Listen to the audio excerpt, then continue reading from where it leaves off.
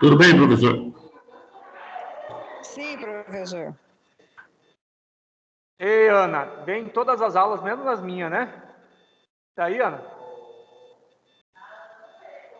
É, só porque a minha aula não vem. Ô, professor, eu fui na sua última aula. É, né? Luísa também, Luísa eu vi esses dias aqui, na minha aula não.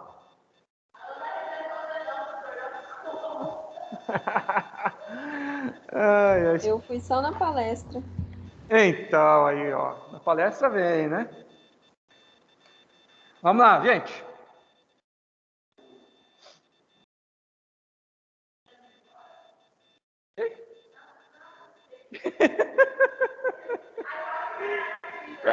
Não, não.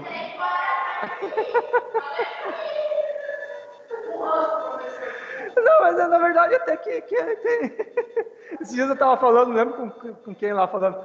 Sabe por que normalmente tem um bar na frente da sua faculdade?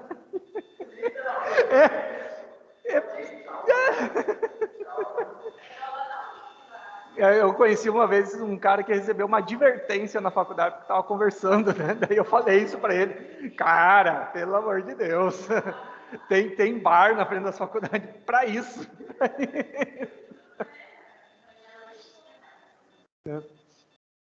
Gente, vamos lá.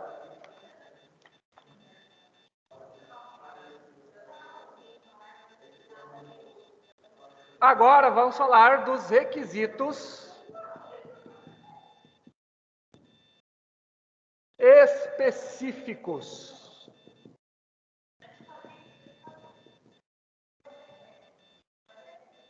Tá? Do recurso extraordinário, do RE. Tá? Onde que eles estão? Artigo 102, inciso 3 da Constituição Federal. Tá? Vamos ver aqui. Não entendi. Esqueci. Não, mas eu vou comprar. Acho que amanhã eu vou comprar. Porque amanhã eu tenho aula no segundo semestre, daí eu...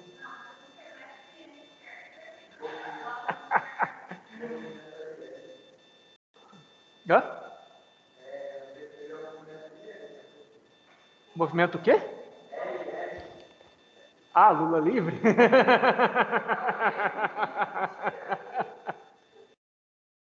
Ai, ai. Artigo 102, inciso 3. E aí tem um colega meu, o Gilberto, em... Luci, você que agora está lá no fórum, você vai conhecer o Gilberto. O Gilberto é o gestor da primeira vara lá. E ele é dos LL. Eu faço zoeira com ele direto. Na época da campanha, em 2018, eu pegava e imprimia a foto do Bolsonaro, assim, e colocava nos processos e levava para ele. Gilberto, eu estou com uma dúvida no processo, daí folheava, via o Bolsonaro. Mandava recadinho para ele. Na festa junina, a gente fez um correio romântico, que era colocou um cartaz, assim, uma coisa para um mural, para pôr recadinhos um para o outro. E eu peguei a assinatura digital do Bolsonaro, coloquei, fiz uma cartinha como se fosse ele, para o Gilberto, e coloquei no correio romântico lá. Direto a gente enche o saco um do outro. Mas vamos lá. Artigo 102, inciso 3. Olha só. Aqui é vamos para a Constituição.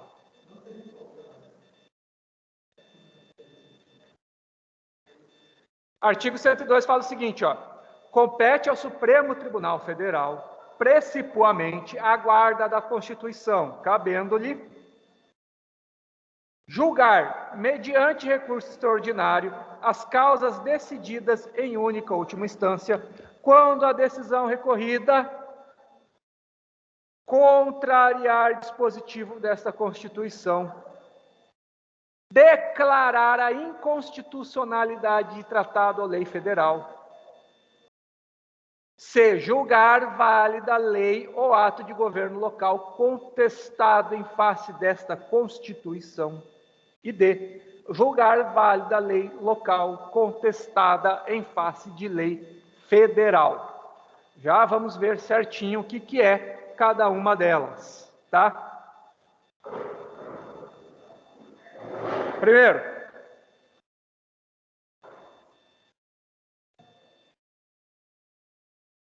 decisão que contrariar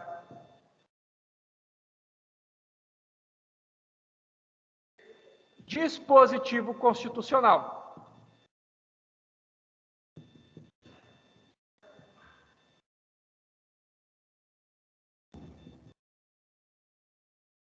Tá? O que isso quer dizer? Opa, deixa eu tirar o compartilhamento da tela. O que isso quer dizer, gente? STF não admite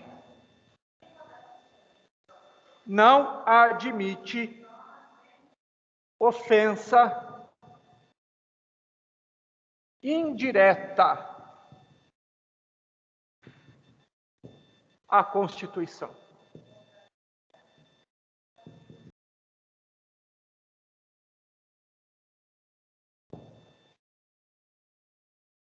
Primeiro requisito aí, ó, do recurso extraordinário. Requisitos específicos. Primeiro, decisão que contrariar dispositivo constitucional. E essa contrariação tem que contrariar diretamente o dispositivo constitucional. Não pode ser implícito, não pode ser indireto, tá? Não pode ser meio dito, meio contrariado. O que foi?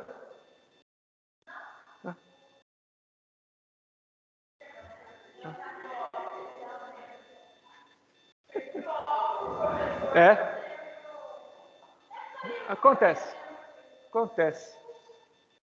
Esses dias eu descobri que eu tenho um problema de visão que eu não sabia. Eu tenho um problema de visão chamado moscas volantes. E eu achava que era normal, achava que todo mundo tinha, daí eu nunca tinha comentado com ninguém. Daí um dia na internet eu vi lá, moscas volantes, umas bolinhas, coisas que ficam na frente do olho, assim. Sério. Tem tanta coisa, tem tudo. É melhor fazer a lista do que não tem, né? Mas vamos lá. Decisão, então, contrariar dispositivo constitucional. E tem que contrariar diretamente. Não pode ser aparentemente. Não pode ser, aí dá para entender que contrariou o dispositivo constitucional. Não. Tem que ser uma ofensa direta, não indireta. Certo? Indireta, o STF é aquele. Indireta para mim não funciona, amiga.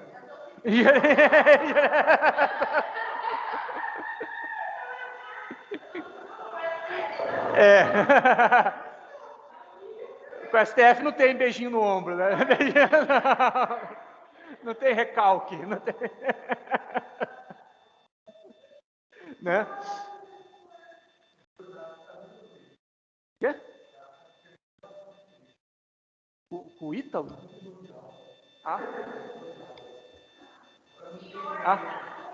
No Twitter? Eu nem tenho Twitter.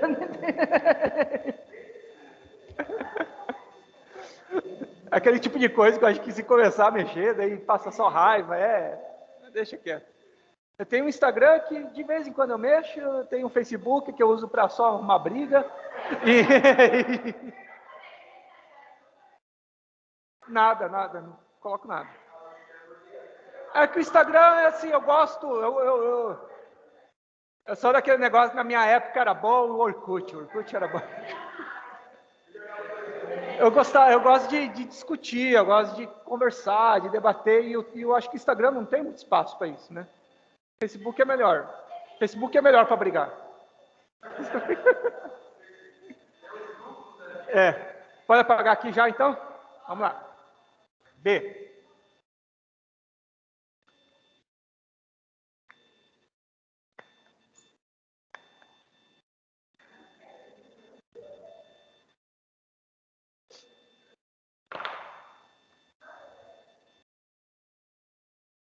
Segundo requisito. Decisão de declarar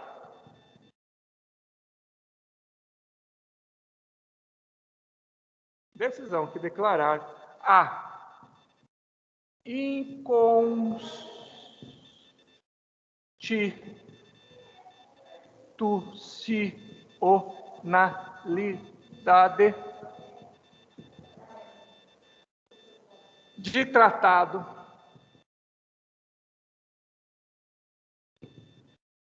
ou lei federal. Professor, o que é isso? Tá? Isso aqui é o seguinte, ó. Professor, eu acho que a sua câmera está desligada. Sério? Ah, mas aqui tá. Pessoal de casa aí, tá conseguindo enxergar? Aqui tá aparecendo para mim a imagem, ó. Que tal o quê, professor? É? Mais alguém não está conseguindo ver a imagem aí? Para mim tá normal. Para mim tá normal. Pra mim, tranquilo. Para mim tá normal. É. Luiz, será que não é algum problema seu aí? Será que você não está com destaque de algum outro aluno? Você apertou em cima ali? Eu vou desconectar aqui. É, tenta entrar de novo aí. Tá? Gente,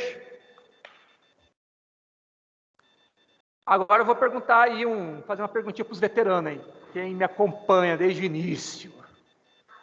Se vocês não souberem, eu vou ficar chateado, hein? Nem vou dormir hoje. Eu vou me sentir traído.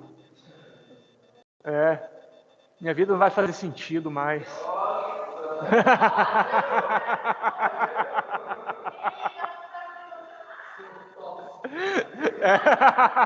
Chantagem emocional, relacionamento tóxico, né?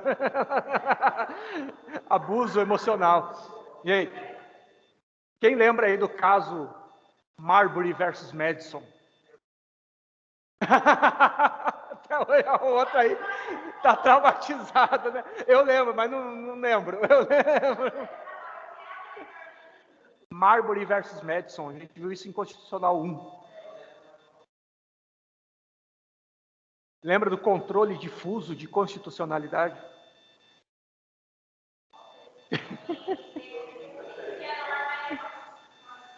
Nós vamos estudar direitinho esse semestre sobre controle de constitucionalidade. Então, nós vamos ver bem aprofundadamente isso. No Direito Constitucional 1, nós vimos por cima. E nós falamos do caso Marbury versus Madison, que foi aquele caso paradigma, que foi uma invenção americana, em que eles discutiam. O caso era o seguinte, vou resumir a história. O presidente da época, se eu não me engano, o Adams, ele perdeu a reeleição. E daí, o partido dele, que era o Partido Republicano na época, além dele perder a reeleição para a presidência, eles perderam a maioria do Congresso. Daí eles tiveram uma ideia de se tentar manter no poder, mesmo não tendo o legislativo e o executivo. O que sobra para nós agora? O judiciário.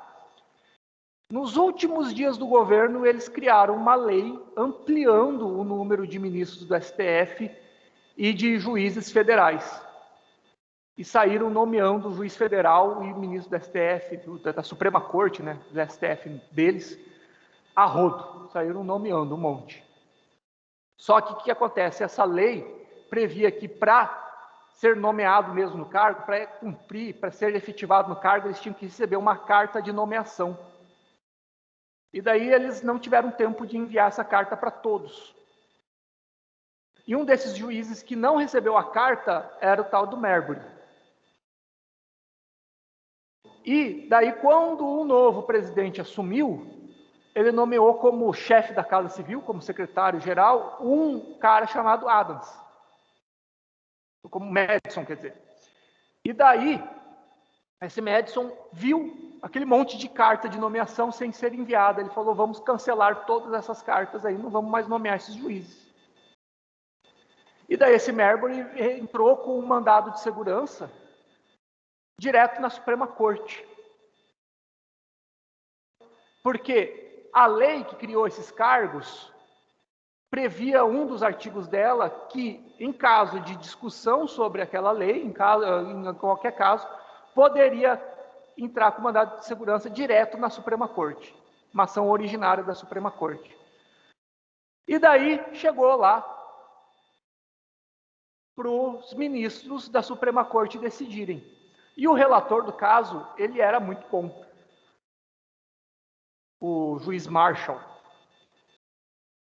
Ele percebeu que a Constituição americana previa como causas originárias da Suprema Corte causas específicas, era um rol taxativo de causas originárias da Suprema Corte. E não estava previsto aquele tipo de ação. Então, estava diante de um caso em que uma lei previa uma coisa e a Constituição outra. E naquela época ainda não tinha, isso foi em 1700 e alguma coisa, eles ainda não tinham ainda bem firmado aquelas teorias, aquelas teses de que a Constituição era realmente a lei suprema, que deveria ser a ordem, o paradigma para todas as outras leis. Então ainda tinha discussão de que se a lei falava uma coisa, a Constituição outra, a lei nova valia mais do que a lei antiga. Só que daí ele teve a ideia de falar o seguinte, a Constituição ela tem que ser a norma, guia de todo ordenamento jurídico. Ela não é só uma lei qualquer. E quando uma lei contrariar a Constituição, nós temos que seguir a Constituição. Então ele entendeu que aquela ação, aquele mandado de segurança não era de competência da Suprema Corte. E julgou extinto o processo. Falou, se você quiser discutir isso, vá na instância inferior. Para esse tipo de ação, nós somos instância recursal, não originária. E daí ele abriu a possibilidade de declaração de inconstitucionalidade em concreto, no caso em concreto. De acordo com o caso, eu posso declarar a inconstitucionalidade de uma lei, caso verifique essa inconstitucionalidade. E eles chamaram de controle difuso de constitucionalidade. Hoje em dia se entende que o judiciário é o órgão competente para fazer a interpretação da Constituição. Então hoje qualquer juiz, até um juiz de primeiro grau, pode declarar a inconstitucionalidade de uma lei. Eu sempre cito o exemplo absurdo de que, vamos supor que todos os vereadores aí, ou pelo menos a maioria dos vereadores, sejam corintianos. E daí eles decidam criar uma lei dando imunidade de IPTU para os corintianos. Um exemplo absurdo, mas só para vocês entenderem, né? É uma inconstitucionalidade evidente, clara, né? E daí o prefeito também é corintiano e ele sanciona a lei, passa a vigorar. A Câmara aprovou, o prefeito sancionou, daí o MP, obviamente, entra com o promotor é palmeirense, não gostou, daí entra com uma ação contrariando. O juiz pode declarar a inconstitucionalidade dessa lei. Não precisa ir lá no STF, o próprio juiz daqui pode declarar.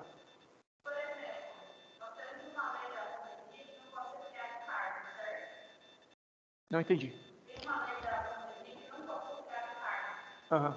Não sei especificamente.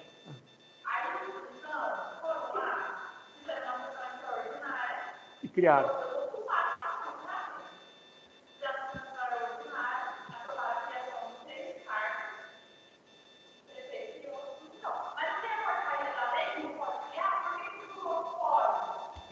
Então, é inconstitucional. Pode. Mas o juiz só pode se provocado, né? Alguém tem que entrar com uma ação. O judiciário não age de ofício. Daí você tem que entrar com uma ação. Vai no Ministério Público e faz uma reclamação, faz a denúncia no Ministério Público. É.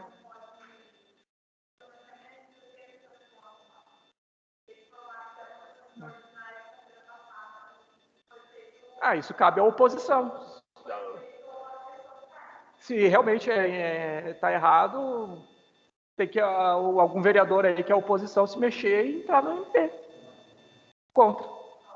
Consegue. Né? Então vamos lá, gente. Olha só. Então, esse requisito... Por que eu contei toda essa história de novo? Porque esse requisito aqui, ele faz referência direta ao controle difuso de constitucionalidade. O que é esse difuso? É que não é especificado. Ele pode ser reconhecido em qualquer ação ordinária, em qualquer grau de jurisdição. Tá?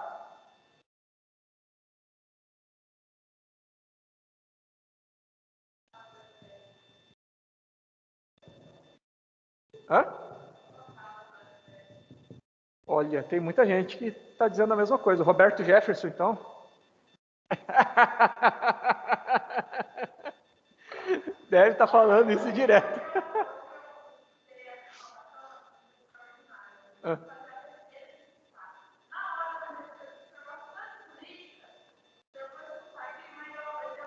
Se eu contar para vocês que eu passo o dia ouvindo CPI, sessão. Agora eu estou viciado nas aulas de um cara muito bom. Eu já postei alguns links aí para vocês do professor Osni Cooker, que é o professor Rock no YouTube. Vocês procurem lá, professor Rock. Dá aulas de geopolítica. É muito bom. Eu fico lá despachando e ouvindo no fórum. Fico ouvindo as aulinhas do cara. É muito bom. Vocês têm que aproveitar o tempo, gente.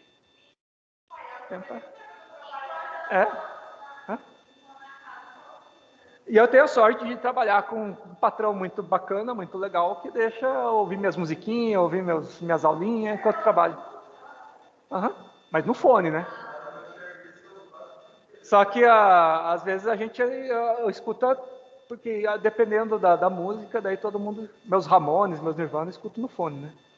Mas daí quando é uma coisa mais light, escuta às vezes na caixinha de som. Uma época a gente tinha o costume de toda sexta-feira a gente cantar Evidências. Era a música de sexta-feira. Um dia até entrou um advogado lá pedir um processo e ele estava lá cantando. E nessa loucura a gente...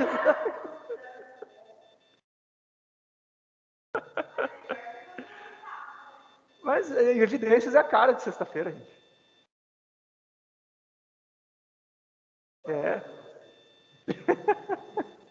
Vamos lá. Continuando aqui.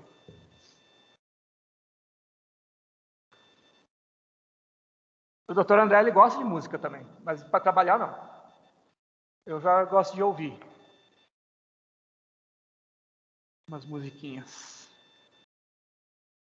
Só que daí, de vez em quando, para trabalhar, é melhor, às vezes, um instrumental, né? Então, eu gosto de ouvir mais uns jazzinho. Tem uma banda que eu gosto muito, que é Bad Bad Not Good. Muito bons, cara. Tudo guri novinho, mas não, é jazz. Mais instrumental, mas é... E eles misturam alguns elementos de hip hop no meio. É muito bom. É muito bom, recomendo. Então, vamos lá, gente. Outro requisito Qualquer hora eu vou pôr um link da música dos Bad Bad Not Good aí para vocês no grupo da aula lá. Eu já adoro música, gente. Eu gosto muito de música.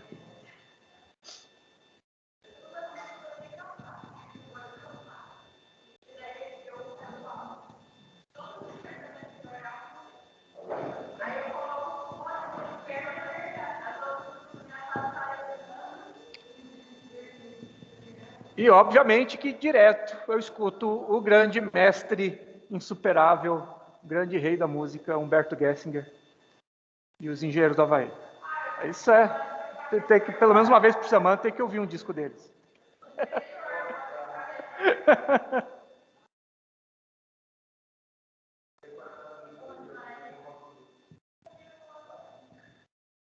Decisão que julgar válida, lei ou ato de governo local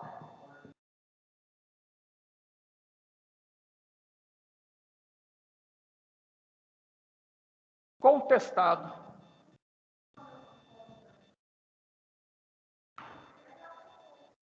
em face da Constituição Federal.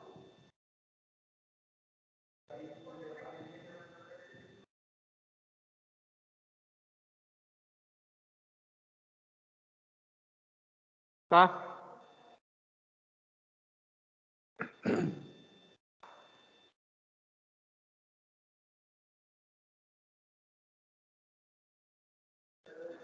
Isso aqui é o seguinte, ó.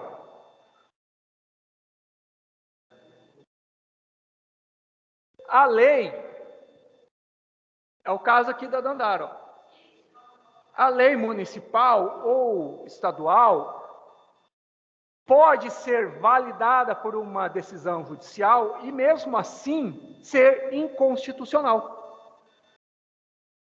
Tá?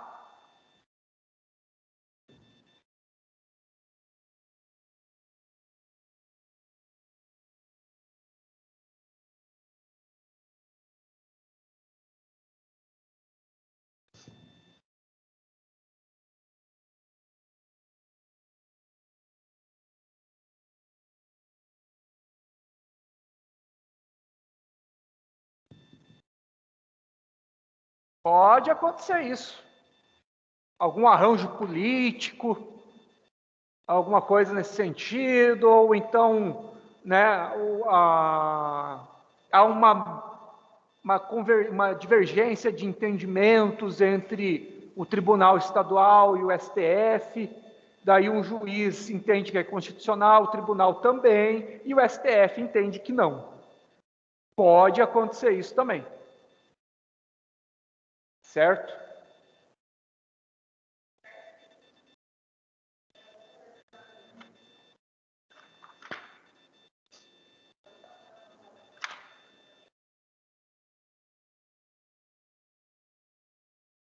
E daí o D é parecido com esse, decisão que julgar válida a lei de governo local contestado em face de lei federal, tá? O D, o C é a decisão que julgar válida a lei ou ato de governo local contestado em face da Constituição Federal. E daí o último requisito é decisão que julgar válida a lei ou ato de governo local contestado em face de lei federal, né? Constituição, daí nós temos as leis infraconstitucionais, lei ordinária, lei complementar, que podem também ser contestadas, podem ter ali uma coisa inconstitucional, certo?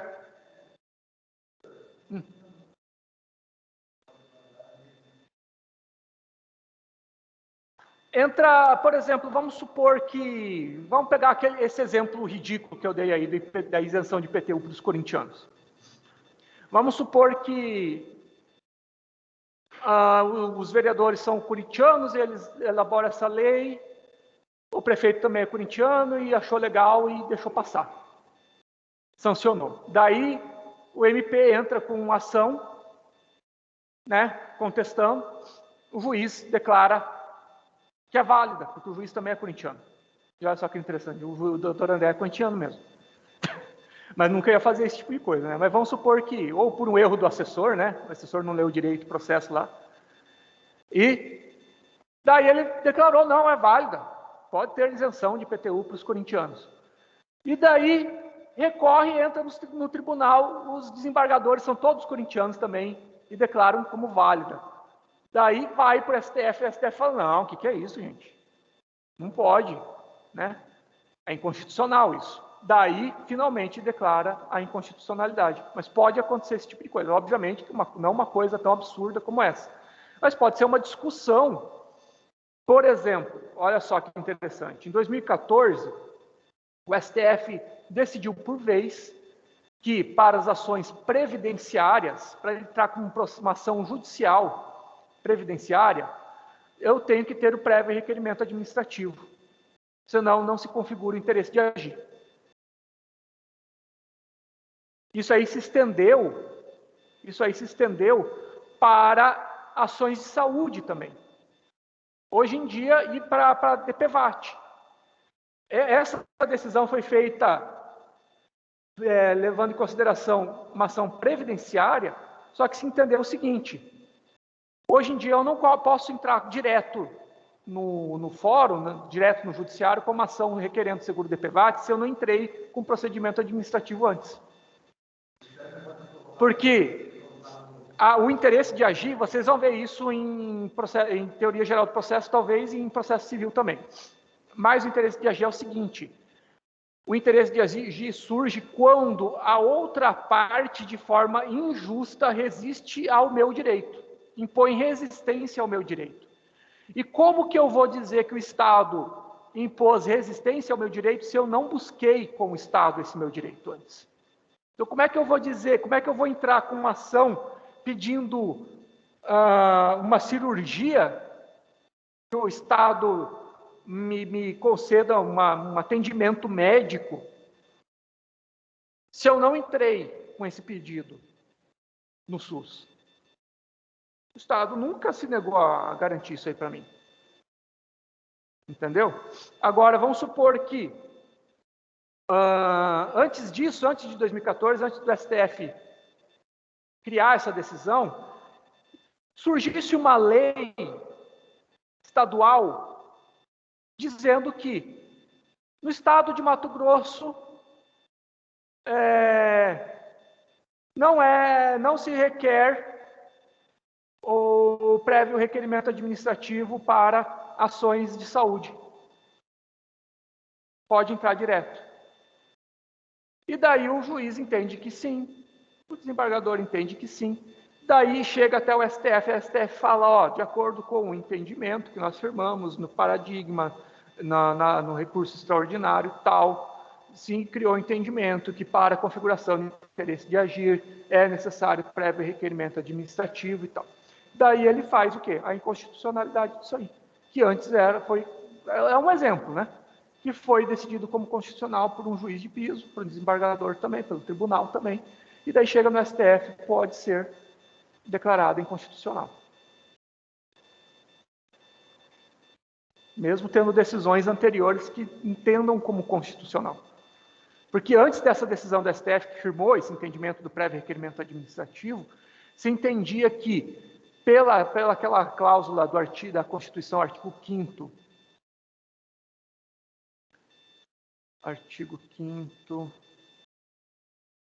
deixa eu lembrar o inciso, de cabeça eu não lembro. Do princípio da inafastabilidade da justiça.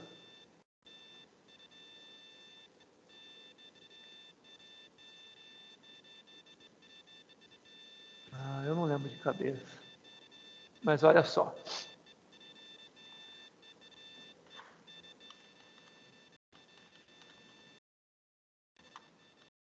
Afastabilidade da jurisdição. Artigo 5º, 35. Olha o que ele fala.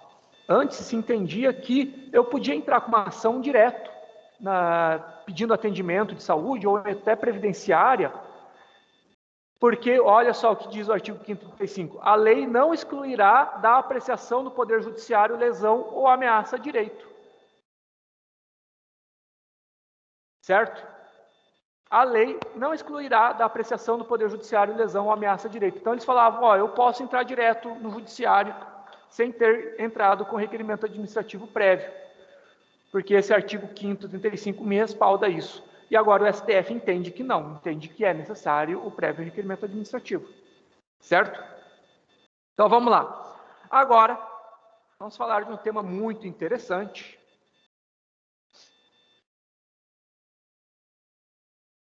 que é uma tentativa de trazer uma prática do sistema de common law para o nosso, que é civil law, que é o sistema de precedentes. Súmulas vinculantes.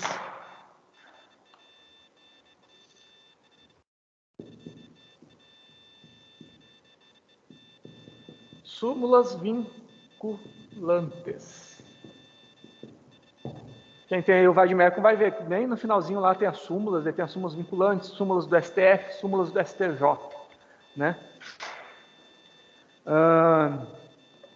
Isso aí foi criado pela emenda constitucional número 45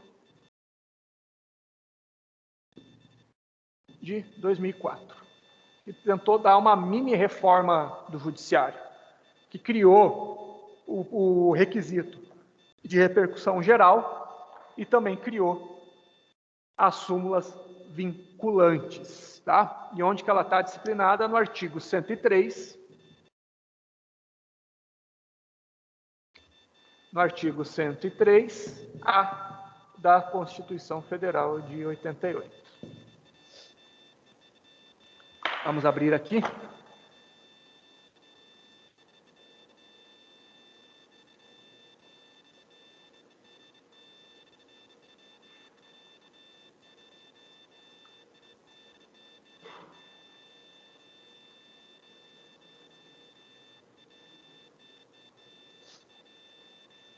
Vamos lá, Dandara, para você se animar. Lê aí, artigo 103-A da Constituição.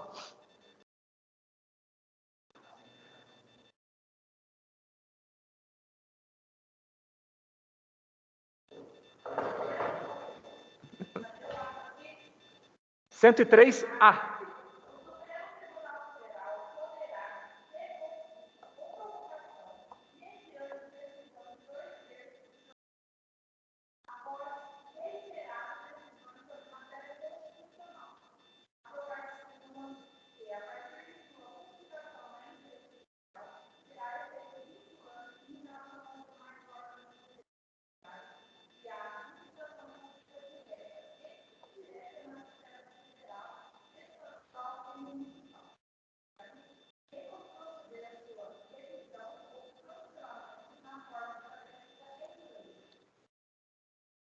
Tá? Ó, quem tem o Vademecum aí, ó. Eu vou ler aí para quem está em casa. Ó. O Supremo Tribunal Federal poderá, de ofício ou por provocação, tá? Primeiro, gente, vocês já começar a interpretar as leis e ler o que está escrito. Se está escrito aqui que o Supremo Tribunal Federal poderá, você tem que ver o verbo. Ó. Poderá quer dizer que ele escolhe. Não é obrigatório. Tá? Então, o Supremo Tribunal Federal poderá. Então, é uma discricionariedade do STF isso. Tá? E ele poderá, de ofício ou por provocação, ou seja, ele pode sozinho ou então provocado. Mediante de decisão de 2/3 dos seus membros, ou seja, maioria absoluta, né? Após reiteradas decisões sobre matéria constitucional, ou seja, tem que ter reiteradas decisões, ou seja, decisões seguidas, várias, no mesmo entendimento. Aprovar súmula que, a partir de sua publicação na imprensa oficial, terá efeito vinculante. Vinculante quer dizer o quê? De vinculação. Não é opcional. Os órgãos de instância inferior e da administração devem seguir o entendimento da súmula vinculante. Tá?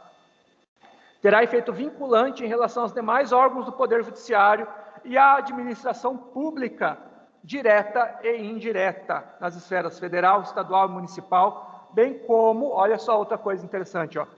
Aí o STF também pode proceder à revisão ou cancelamento dessa súmula. Só que é o STF que faz isso, certo? Então, olha só. Primeiro, requisitos aí da súmula vinculante.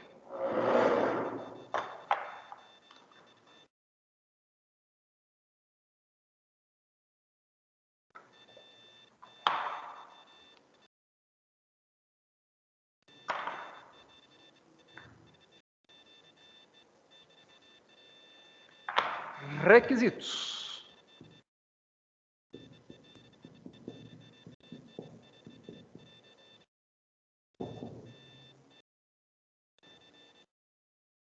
Primeiro, maioria absoluta.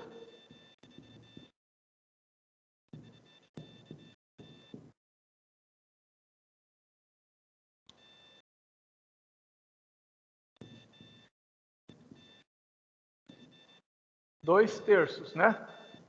Que é o equivalente a 8 ministros.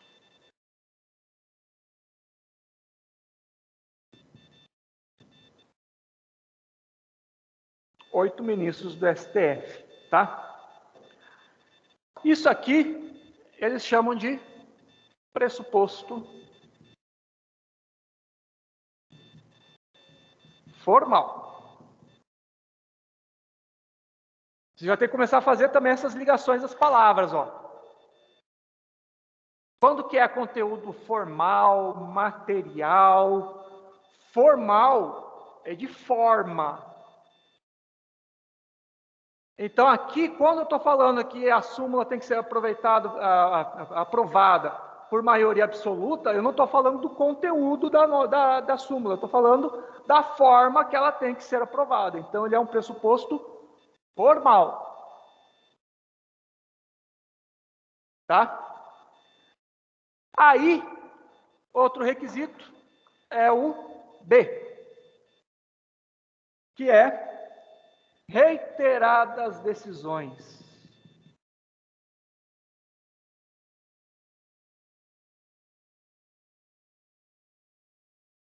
Reiteradas decisões sobre a matéria.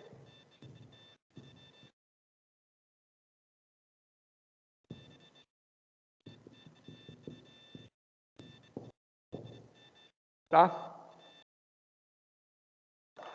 O que isso quer dizer, gente? Que a multiplicação, né, de decisões idênticas.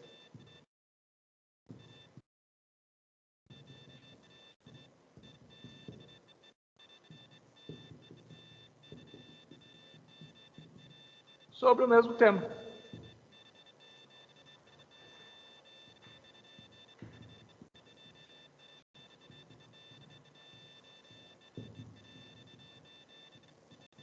Então eles chegam a um ponto que eles falam, ó, tá vindo muito recurso parecido, tá tendo muita decisão igual, em vez de ficar repetindo, vamos criar uma súmula vinculante, e daí todos os casos parecidos se aplicam dessa forma aqui.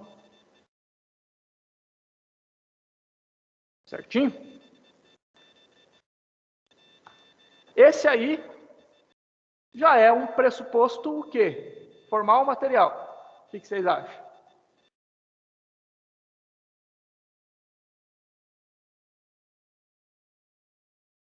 Hã? Material, exatamente. O que ele está falando? Está falando da matéria, não está falando da forma. Está falando que são decisões reiteradas sobre a matéria. Então, é um pressuposto material da súmula vinculante. Certo?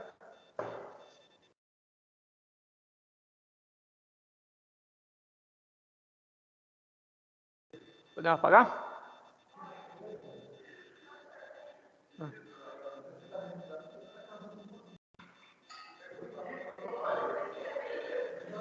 Estou vendo aí. É, muita aula, né? Começa a ficar meio louco, né?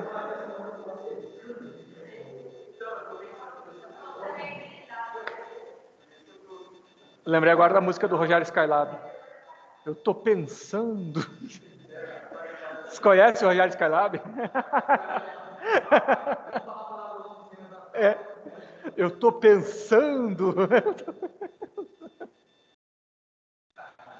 É.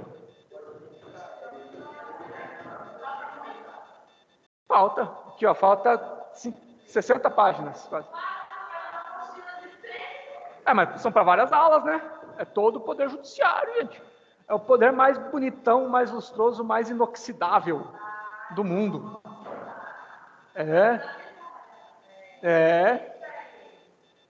O judiciário é nós.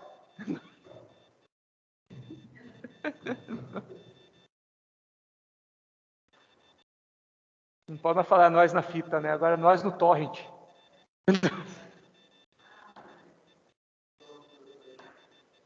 Eu adoro minhas piadas, gente.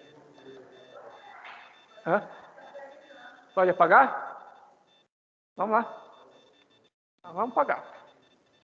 Temos que continuar.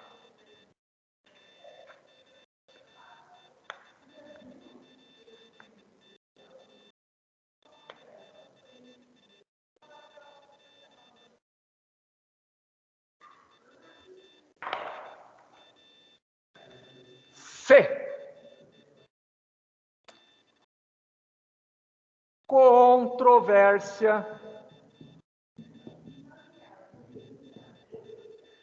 atual entre órgãos judiciários.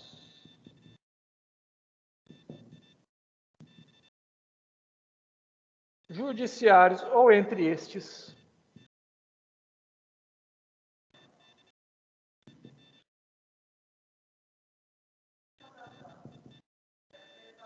Ou entre estes e a administração pública.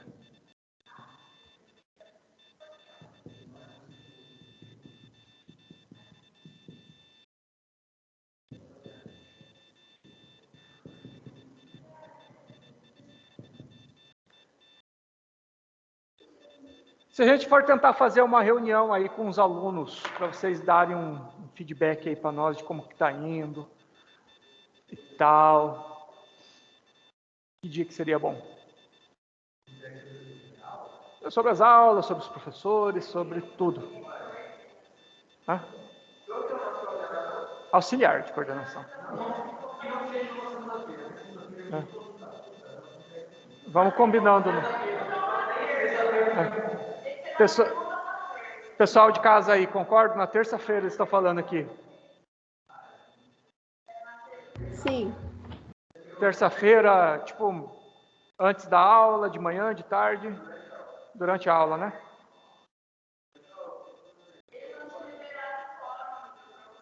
Uhum. Então tá, vou ver com a Tânia certinho como que a gente pode organizar isso aí, tá?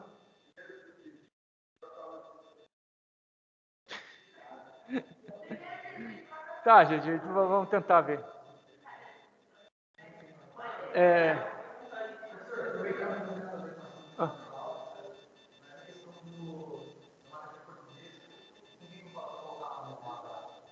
Fazer o quê?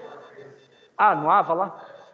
Com a Jéssica. Mas nós vamos fechar certinho o que cada um desse pessoal que está precisando da adaptação e tal, o que nós vamos fazer, como que nós vamos fazer. Tá? Nessa semana nós já estamos decidindo isso aí.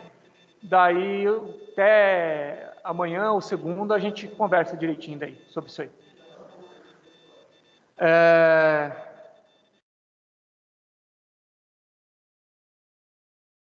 Tá, gente? É o seguinte, ó. Para que tenha súmula vinculante, tem que ser uma controvérsia atual entre órgãos judiciários ou entre esses a administração pública que acarrete um risco, né? Ou uma grave insegurança jurídica Tá? Isso aí é um pressuposto material.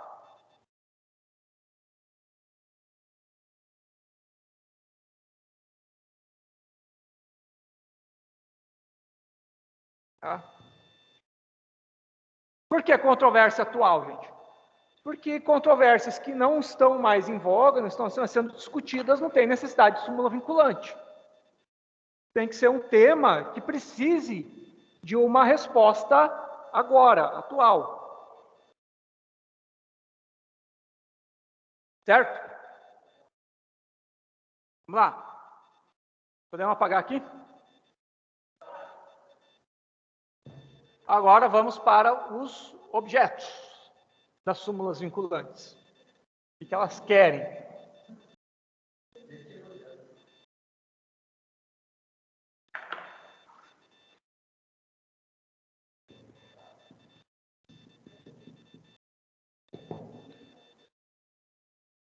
Objeto da súmula vinculante.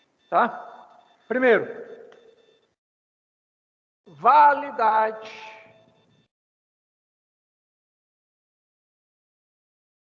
interpretação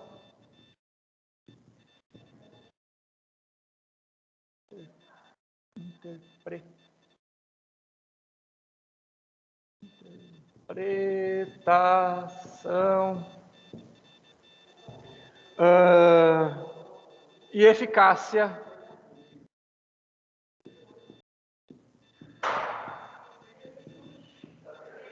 das normas jurídicas.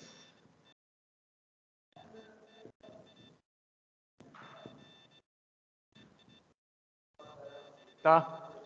Isso aqui é até meio que óbvio, né, gente? Se é uma súmula vinculante que vai vincular todo o ordenamento jurídico, todas as leis ou órgãos, o objetivo dela, ela vai ser feita para quê? Para que eu garanta a validade e eficácia da lei, a interpretação e eficácia das normas jurídicas, tá? É para isso que existe a súmula vinculante, tá? Olha só que interessante, gente, para vocês entenderem como que a Constituição, essas interpretações constitucionais se espalham agora para todo o ordenamento jurídico. Quer ver? Olha só que interessante isso aqui.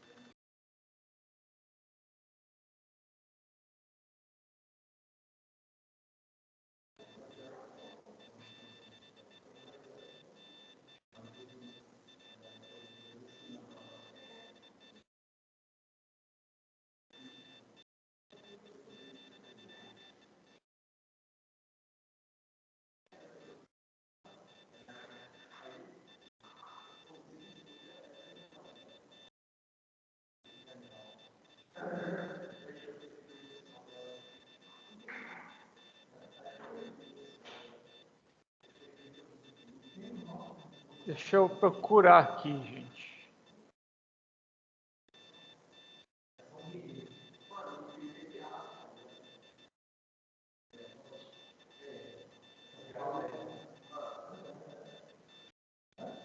O CPC nosso agora, ele traz uma norma exigindo...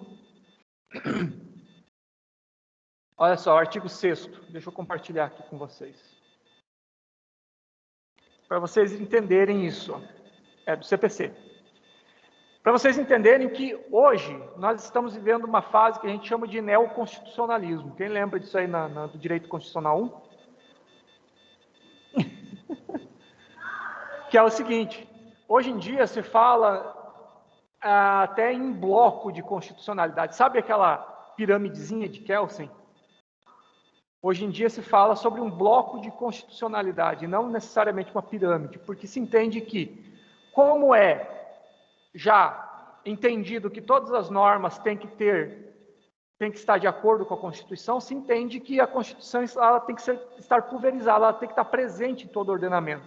E todo ordenamento jurídico, ele não tem que só estar de acordo com a Constituição, mas estar alinhado, interpretado, efetivado, de acordo com a Constituição. Um exemplo dessa nova linha de pensamento é o nosso CPC atual, que ele foi aprovado em 2015 e entrou em vigor em 2016. Olha só o artigo 1º do CPC. Ele fala o seguinte, o processo civil será ordenado, disciplinado e interpretado conforme os valores e normas fundamentais estabelecidos na Constituição da República.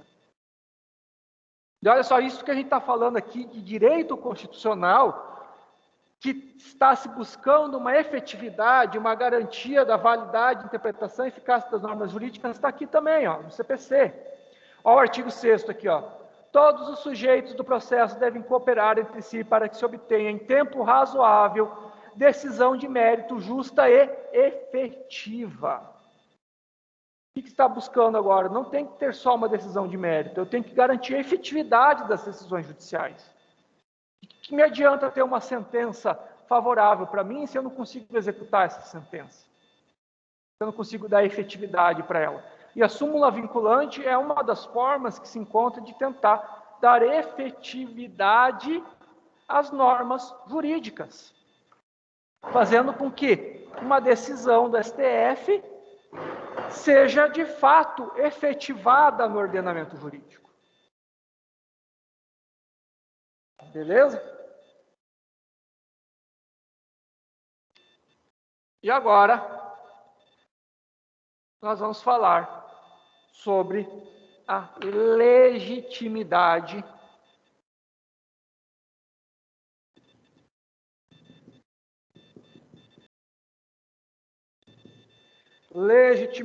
para propor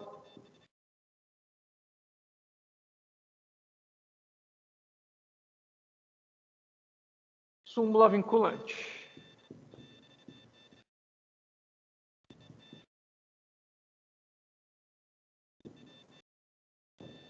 Lembra que a gente leu ali no artigo 103A que o STF poderá, de ofício ou provocado, elaborar a súmula vinculante. Agora, quem que pode provocar o STF a elaborar uma súmula vinculante? Os mesmos são os mesmos legitimados a propor ação direta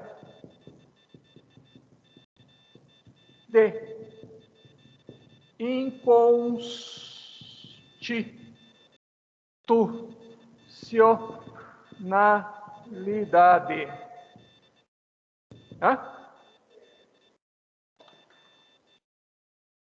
Artigo 103 da Constituição de 88. Vamos lá ver? São os mesmos da ação direta de inconstitucionalidade, que nós vamos ver provavelmente no segundo bimestre, quando estivermos estudando controle de constitucionalidade.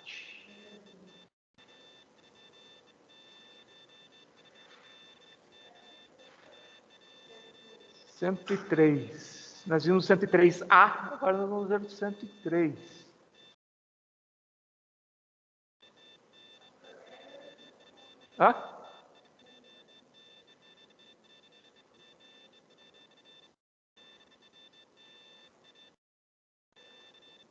Olha só.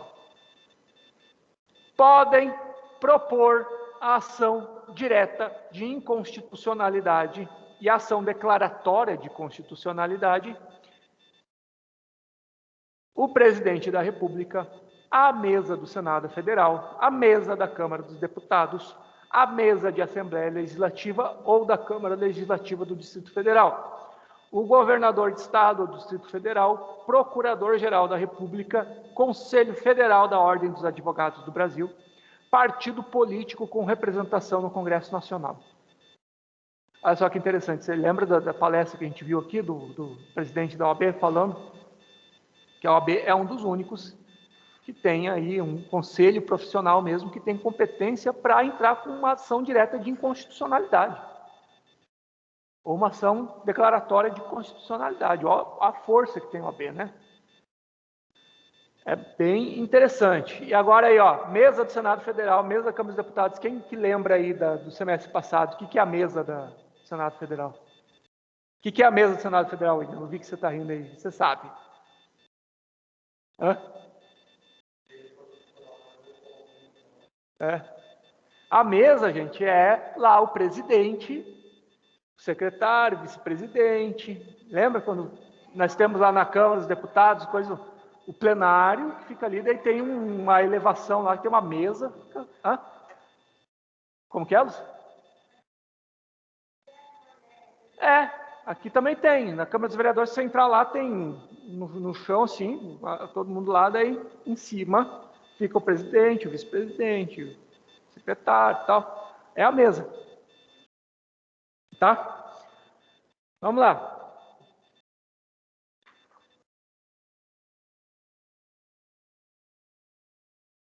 Só que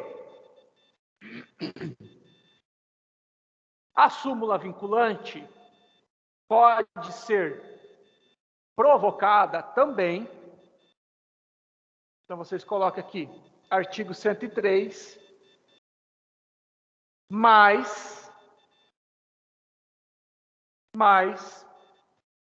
os tribunais superiores, vou pôr aqui a abreviação, TS, tribunais superiores, os TJs, Tribunais de Justiça,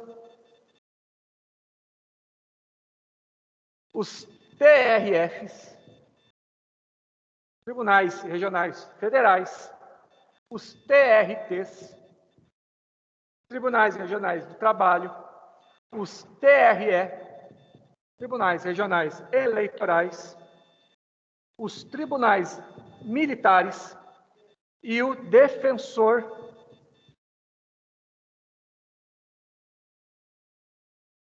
Público Geral da República.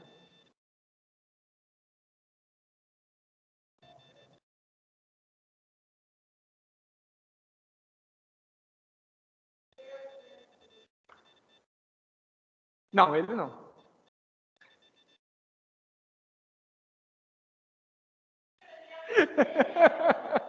Ele não está no artigo 103.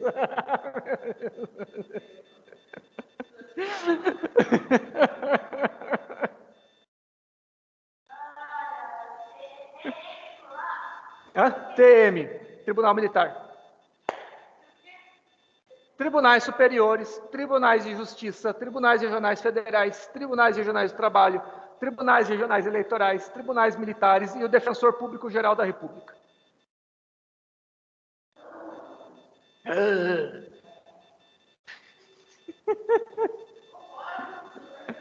Não.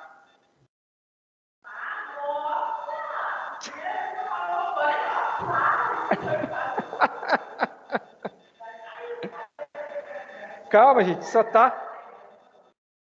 terminando a de hoje. Terminando a de hoje. Ainda tem mais.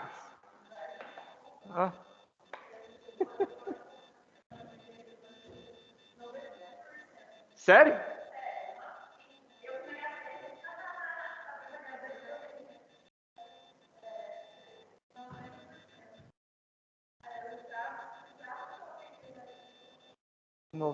%, hein?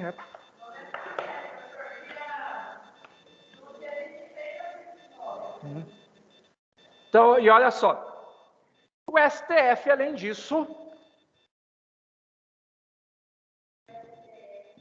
poderá, de ofício, ou seja, sozinho, por conta, propor a edição,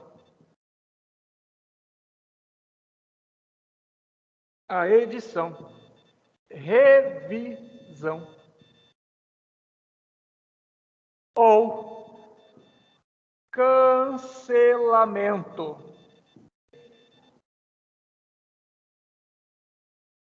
de súmula vinculante.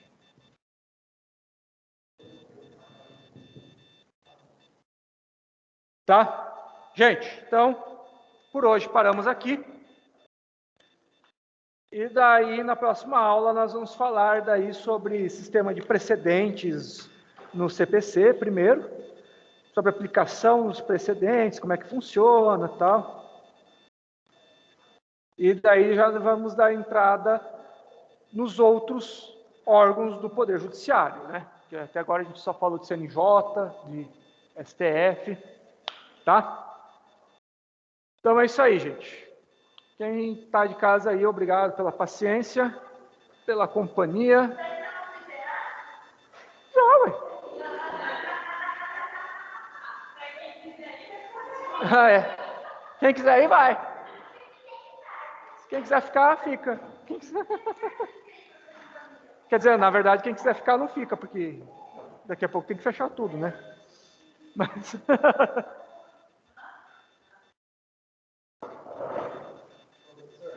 Falou, até. Boa noite, professor. Boa noite, até. Professor.